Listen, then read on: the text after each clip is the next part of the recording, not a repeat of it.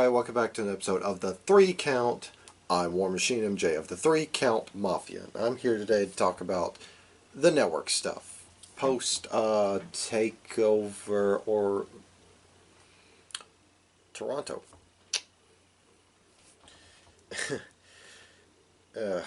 Don't mind me, it's just been a long day.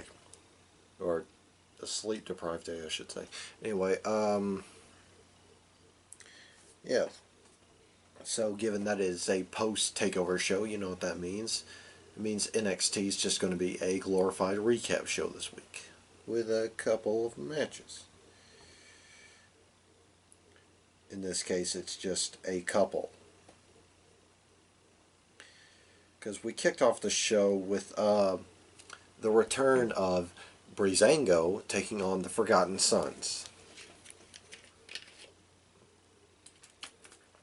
Now, this was a great match. It looks like they're giving Breezango a bit more of a serious tone to them. I mean, Tyler Breeze didn't come out with the selfie stick. He wasn't primping and propping himself with the phone. And Fandango just kind of toned down the amount of gyrating he did. He still did gyratings, but he just kind of toned him a bit down. Towards the finish, Breezango put away Wesley Blake with a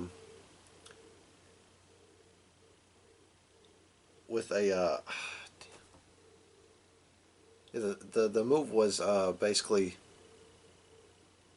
Tyler Breeze slingshotted Wesley Blake up. Breezango punched him, knocked him back down onto Breeze's knees, and then Dongo hit a springboard elbow, well, hit a vaulting elbow for the win. Then we had the finals of the NXT Breakout tournament, with the former ACH, now Jordan Miles, taking on the former Trevor Lee, taking on the former ACH Jordan Miles taking on the former Trevor Lee, Cameron Grimes. This was a really good match. However, in the end,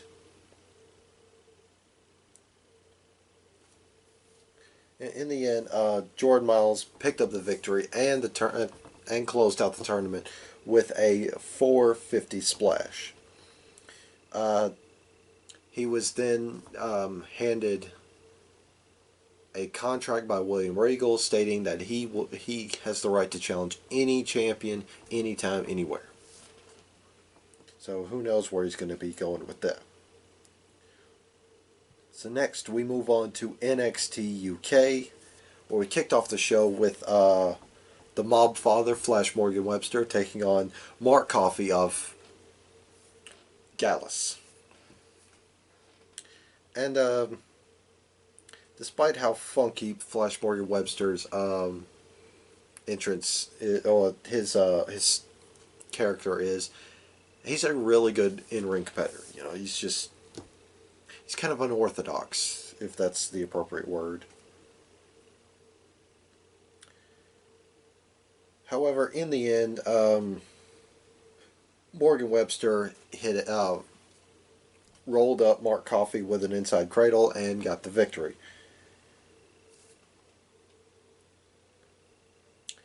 So, yeah, apparently next week it's going to be Mark Andrews taking on Zach Gibson, which might have potential for a NXT UK Tag Team Championship match at TakeOver Cardiff. Next, we had Travis Banks taking on Kenny Williams with Noam Dar, Supernova 11, on commentary. Basically, he was just talking talking trash about Kenny Williams and Travis Banks. Travis Banks put away Kenny Williams with the Kiwi Crusher. Afterwards, Travis Banks made his way up to the stage where Noam Dar was and just trash talked it. So yeah, they're gonna obviously have a match at TakeOver Cardiff. Next, there was going to be an interview with not Finn Balor, but at the same time Finn Balor, Jordan Devlin. However, that was interrupted when there was an altercation between Rhea Ripley and Piper Niven. Next, we had the Nina Samuel show taking on Isla Dawn. Yeah, this was a really good match. Both these women went out there, gave it their all. However, in the end, Nina Samuels put down the White Witch with the Ushi Goroshi, renamed the Nina Goroshi. So yeah. And in the main event, oh, I'm sorry, before we get to the main event, there was a video package, well, not a video package, but a video that played showing Walter at his training camp, where he was training a bunch of young rookies, essentially just putting them through the ringer, basically telling them, give them your best shot, and they just kept responding with European uppercuts. He would retaliate with just those skillet-sized slaps to the chest. Of course, there was one rookie that just got the absolute tar beaten out of him because Walter wanted to make a point, Told him he looked a lot like Tyler Bate, just beat him up, just threw him to the ground, and then just proceeded to step on his face while making him shout, "I'm Tyler Bate." And he threw down the gauntlet to Tyler Bate. He said, "Next week, prove how much of a man you are, how much of a big, strong boy you are when you step into the ring with me." Now, the match just a confrontation. And then finally, in our main event, oh wait, one more thing. There was an announcement regarding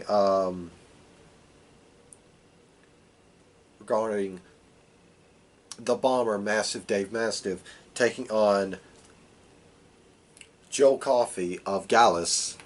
I gotta do the pose every time. Anyway, those two will collide at TakeOver Cardiff in a last man standing match. That's going to be killer. Finally, main event time. It was the wrestling genius Cassius Ohno taking on the Madman of Russia, Ilya Dragunov. Now, I'm a big fan of Ilya Dragunov. I like his character. I like his presentation. He's crazy. He's mental. It's insane. I love it. Cassius Ohno, he just does good work. But in the end, however, Cassius Ohno put away Ilya Dragunov for Dragunov's first loss in the UK division. So we're probably going to get a rematch sometime down the line, because now that Ilya Dragunov has lost, there's nowhere to go but up. And finally, we move on to 205 Live. It's almost the order of the shows is exactly the reverse of how I watched it. Anyway, we started the show off with Akira Tozawa with the Brian Kendrick taking on Jack Gallagher. Now, these two beat the absolute tar out of each other from pillar to post. It was a killer match. There was even Akira Tozawa taking a nasty bump, which led to little trickle of blood on his forehead. In the end, however, Akira Tozawa hit that monstrous senton. Like, it's just so much height off of. Anyway, yeah, Tozawa hit it, went for the pin. Right at the 2 count, Gallagher put his foot on the ropes. The referee didn't see it because while Brian Kendrick was slapping the apron, he slapped the rope, knocking Gallagher's foot off it. So, yeah. That's a trend that's going for Gallagher a lot lately in 205. if he loses a match, he usually loses. He loses. He's got tainted loss. Like there's foul play involved.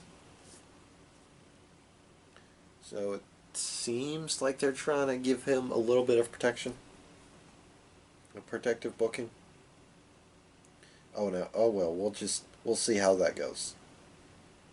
Next, there was a backstage segment where the cameras caught up to Humberto Carrillo tending to a prone Grand Metalik who had been attacked, and yeah, Lucha House Party came running. So did Drake Maverick trying to get some help. Lince Dorado blamed Humberto for the attack.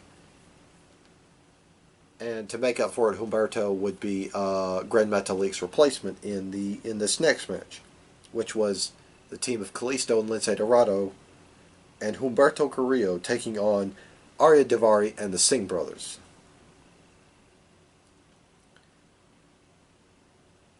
I mean, this was a decent match, pretty good. Towards the end of it,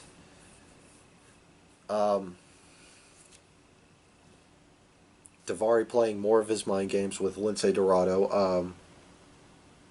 Decided to hightail it out of there. Dorado chased him up the ramp.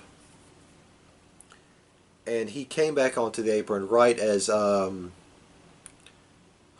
was putting away one of the Singh brothers with his Aztec press. He decided to tag himself in, hit a moonsault, I believe, and picked up the win. Just basically stole the win for himself. So yeah, we're gonna get a program between Lince Dorado and Humberto Carrillo. And finally, our main event, due to some shenanigans from SummerSlam, Oni Lorcan got a championship rematch against the Law of 205 Live, Drew Gulak. This was a much better match than what we got at SummerSlam.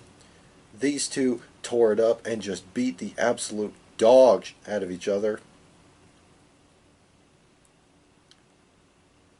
However, in the end,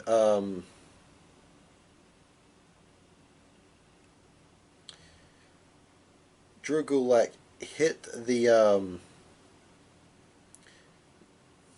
trapped Lorcan in the Gulak, and Oni Lorcan did not tap. He just passed out. So Gulak is still the almost said NXT. He is still the 205 Live champion, and it was announced earlier Thursday that there's going to be a it's a 6-on-6 12-man tag team match with the captains Oni Lorcan on one side and Drew Gulak on the other. So it's going to be interesting how this plays out. Anyway, that is the recap of all the network stuff. A show of the week was obviously 205 Live, with the 205 Live Championship match being the best match of the week. So, that being said, plug time.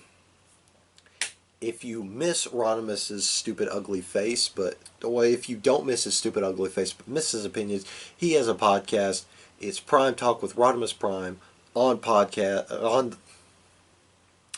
the Castbox. See, there you go. You get to watch me slip up. Anyway, on the Castbox app. Go ahead and check him out. He talks about all sorts of sports. Since football season is coming up, he's going to talk a lot of football. So yeah. That being said, I'm War Machine MJ of the 3 Count Mafia. Thanks for watching. See you guys next time.